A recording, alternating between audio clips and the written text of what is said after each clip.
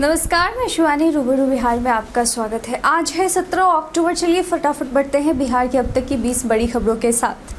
बिहार की 2 विधानसभा सीटों पर उपचुनाव होना है। पिछले कुछ दिन पहले खबर आई थी कि विधानसभा उपचुनाव में लालू प्रसाद यादव भी प्रचार करेंगे, लेकिन राबड़ी देवी ने साफ तौर पर कह दिया कि राजद सुप्रीमो की तबीयत ठीक नहीं है और वह फिलहाल बिहार नहीं आ सकते। इसके बाद लालू प्रसाद यादव के बिहार आने को लेकर एक बार फिर से सस्पेंस बना हुआ है। सियासी जानकारों का मानना है कि लालू यादव का दौरा स्थगित करने के पीछे 2 वजह हो सकती है। पहली ये कि उनके बड़े बेटे तेज प्रताप यादव ने बिहार में बगावत का झंडा बुलंद कर रखा है। लालू यादव को बिहार में देखकर तेज प्रताप यादव का मनोबल और ऊपर जा सकता है और अगर वह ज़्यादा आक्रामक हुए तो इसका फायदा विरोधियों को मिल सकता है। दूसरी वजह यह भी हो सकती है कि लालू यादव का चेहरा आने से एक बार फिर जेडीयू और एनडीए जंगल राज को लेकर चुनाव में एजेंडा बना दे। State health society Bihar SHSB की ओर से ऑक्सिलियरी नर्सिंग एंड मिडवाइफ यानी ANM पदों पर भर्ती परीक्षा का एडमिट कार्ड जारी कर दिया गया है। ऐसे में जो उम्मीदवार इस परीक्षा के लिए आवेदन किए थे वो ऑफिशियल वेबसाइट rozgarresult.com पर जाकर एडमिट कार्ड डाउनलोड कर सकते हैं। बता दें कि परीक्षा का आयोजन 25 और 26 अक्टूबर 2021 को किया जाएगा। बीते दिन DRI की टीम ने बड़ी कार्रवाई करते हुए मुजफ्फरपुर में 1 करोड़ रुपए का अंतर्राष्ट्रीय विदेशी सिगरेट के कंसाइनमेंट को पकड़ा। चंपारण के चकिया टोल प्लाजा पर वाहन जांच के दौरान एक कंटेनर को रोककर उसकी तलाशी ली गई, जहां विदेशी सिगरेट बरामद किया गया। बताया जा रहा है कि कंसाइनमेंट म्यांमार से गुवाहाटी होते हुए बिहार से यूपी भेजा जा रहा था। बेगूसराय में बीजेपी के कद्दावर नेता गिरिराज सिंह के खिलाफ लोकसभा चुनाव लड़ चुके युवा ब्रिगेड कन्हैया कुमार बिहार उपचुनाव में आरजेडी सुप्रीमो लालू यादव और नेता प्रतिपक्ष तेजस्वी यादव के खिलाफ चुनावी मैदान में उतरेंगे। कन्हैया कुमार का बिहार में इलेक्शन कैंपेन 22 अक्टूबर से शुरू हो रहा है। उनके इस कैंपेन में गुजरात के चर्चित युवा नेता हार्दिक पटेल साथ देंगे।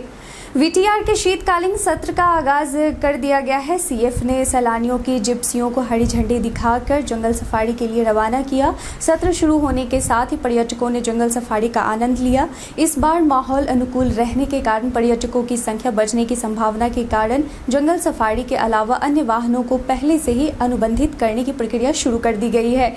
आगामी 29 अक्टूबर को दरभंगा में एक कार्यशाला का आयोजन किया जाएगा। इसमें नई तकनीक के माध्यम से मिथिलांचल में प्रतिवर्ष आने वाले बाढ़ पर रोक कैसे लगाया जाए, इस संबंध में अभियंताओं एवं राज्य के शीर्ष पदाधिकारियों के साथ विचार विमर्श किया जाएगा। जल जमाव के कारण किसानों की हजारों हेक्टेयर भूमि में खेती नहीं होने की समस्याओं का निदान के संबंध में भी बात होगी। राज्य सरकार वर्ष 2025 तक राज्य के सभी किसानों के खेतों तक सिंचाई सुविधा पहुंचाने के लिए काम में तेजी लाएगी। बिहार में होने जा रहे विधानसभा उपचुनाव को लेकर अब तमाम पार्टियां चुनाव प्रचार के मूड में आ गई हैं। सभी पार्टियों का चुनाव प्रचार का कार्यक्रम लगभग तय हो चुका है। इसी बीच राजद के प्रवक्ता मृत्युंजय तिवारी ने दावा किया है कि दोनों सीट पर राजद बहुमत के साथ जीतेगी। राजद के बड़े नेता आज से तारापुर और कुशेश्वर स्थान में कैंप करेंगे। मृत्युंजय तिवारी ने यह भी कहा है कि जदयू तीसरे नंबर की पार्टी है। क्रय केंद्र की सुविधा नहीं रहने के कारण दलालों के चंगुल में मुनाफा से वंचित हो रहे किसानों को इस समस्या से इस वर्ष से मुक्ति मिलेगी। गत वर्ष की सरकार के निर्देश पर कोसी क्षेत्र में जीविका समूह ने क्रय केंद्र खोलने की पहल की थी, परंतु तब तक इलाके के किसानों का मक्का बिक चुका था। लेकिन इस वर्ष जीविका समूह द्वारा क्रय केंद्र खोला जाएगा, जिससे किसान बिचौलियों के चंगुल से फंसने से बच जाएंगे। साथ ही किसानों द्वारा फोन पर दी गई सूचना के आधार पर किसानों के घर पहुंचकर निर्धारित दर पर मक्का खरीद लिया जाएगा। राज्य में पटना, बक्सर और बेगूसराय सहित कई शहरों में बृहद पैमाने पर गंगा आरती आयोजित की जाती है। बिहार की सरकार भी इस आयोजन में मददगार साबित हो रही है। सबसे भव्य आरती पटना में आयोजित की जाती है। पर्यटन विभाग की ओर से जल्द ही पटना की तर्ज पर सोनपुर, बक्सर और भागलपुर में भी गंगा आरती का आयोजन किया जाएगा। नीतीश कैबिनेट में बीजेपी कोटे से शामिल मंत्री रामसूरत राय ने थोड़े दिनों पहले ही यह आशंका जताई थी कि सीमांचल के इलाके में घुसपैठ कर फर्जी दस्तावेज बनवाए जा रहे हैं। मंत्री रामसूरत राय के इस बयान को लेकर जेडीयू MLC गुलाम रसूल बलियावी ने सख्त ऐतराज जताते हुए कहा था कि बिहार में घुसपैठ की बात बिल्कुल आधारहीन है, लेकिन अब दिल्ली से जिस आतंकी को गिरफ्तार किया गया है उसे लेकर जो खुलासे सामने आ रहे हैं, उसके बाद बीजेपी कोटे से मंत्री रामसूरत राय की आशंका सच साबित हुई है। औरंगाबाद जिला मुख्यालय से सटे बम्हडीह स्थित प्लेस ऑफ सेफ्टी से 33 बाल कैदी फरार हो गए हैं। इस दौरान बाल कैदियों ने यहां तोड़ फोड़ भी की थी।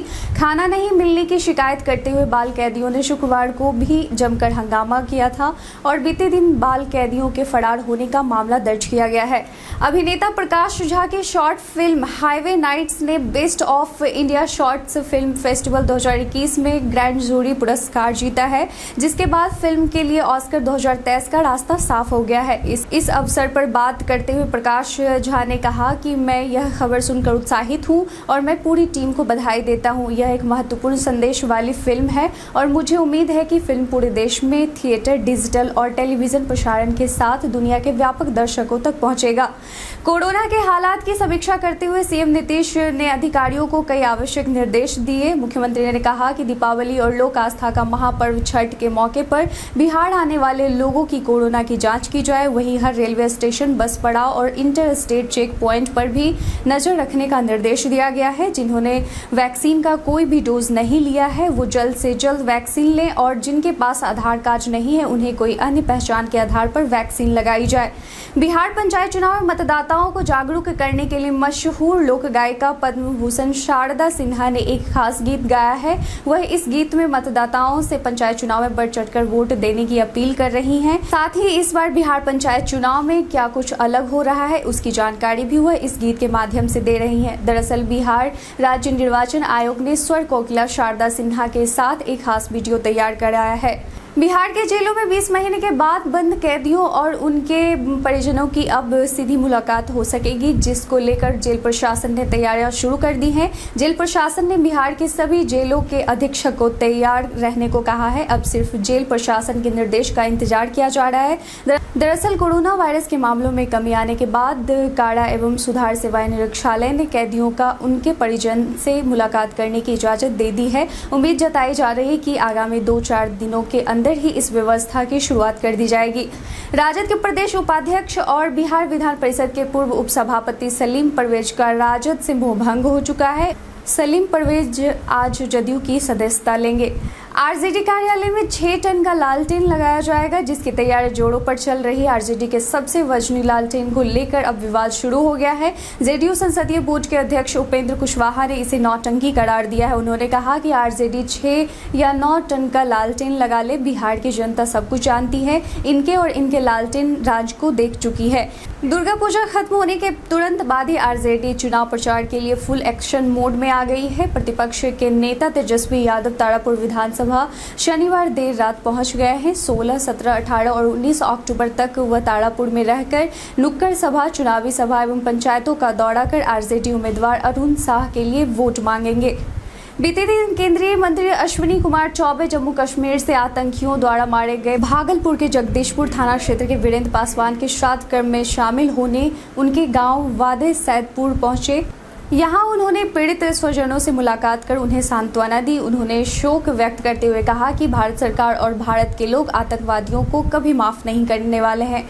नेता प्रतिपक्ष तेजस्वी यादव बीते दिन दिल्ली दौरे से पटना लौट आए हैं। उन्होंने कहा कि लालू प्रसाद यादव बिहार आने को बेताब हैं। साथ ही तेजस्वी यादव ने पटना पहुंचते ही एनडीए पर एक बार फिर से हमला बोलते हुए कहा कि बिहार की जनता असल दशहरा उपचुनाव में एनडीए को हराकर मनाएगी। बिहार में जिस तरह अफसरशाही, भ्रष्टाचार और बेरोजगारी चरम पर है, उससे जनता अब उब चुकी है। इसलिए इस बार बिहार की जनता कुशेश्वर स्थान और तारापुर में सरकार को आईना दिखाने वाली है। कल हमारे द्वारा पूछे गए सवाल का आप लोगों में से कई लोगों ने अपना जवाब हमें कमेंट सेक्शन में लिख कर दिया था। जिन्होंने हमारे द्वारा पूछे गए सवाल का जवाब दिया है उनके नाम हैं मनोज कुमार, नूरुद्दीन खान, घनश्याम कुमार, आशुतोष कुमार, कुमार चंदन, रजनीश कुमार, विक्रम बिहारी और विपिन कुमार।